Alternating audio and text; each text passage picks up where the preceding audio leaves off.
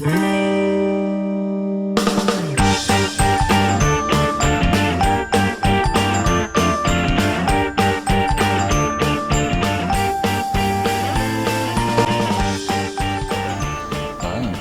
da landaren ahalmena haien haziak urrun eramateko eta zergatik egiten dute hori, adibidez, haien artean kompetentzia ez egiteko, hor bertan landare berriak jaiotzen balin badira, azkenean haien artean kompetentzia edukiko dutelako, gero baita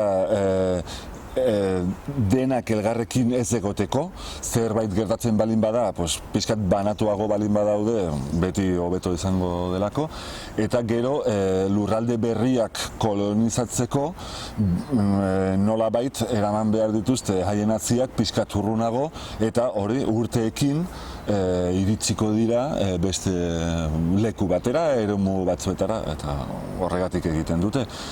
Eta telekoria mota ezberdinak daude, adibidez hidrokoria da uran bitartez eramaten dituzte haziak urrunago, adibidez kokoa, koko da munduko hazi handiena, eta hori palmera batetik erortzen da eta itsasora joaiten da eta beste hondartzara iristen balin bada, iritsiko da beste leku batera.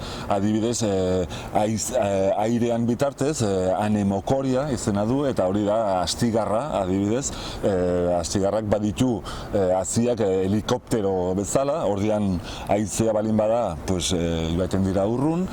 Eta gero baita bada zookoria. Zookoria da animalek edo kanpoan, ilean, artian edo barruan eramaten dituzte haziak beste urrun. Eta kanpoan eramaten balin badituzte haziak hori izena du exozookoria, artian, ilean eta bar, edo jaten balin badituzte fruituak eta baita haziak, eta gero usten dituzte haziak ongarri fresko pixka batekin, hori izena du endozookoria.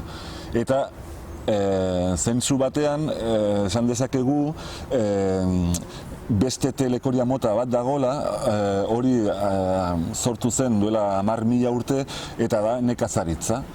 Eta kasu honetan gizakiek hartzen ditugu haziak leku batean, eta gure lanarekin eta gure bidaiekin eramaten ditugu haziak beste leku batera. Eta horregatik gaur egun jaten ditugu tomateak, babarruna, patata eta bar.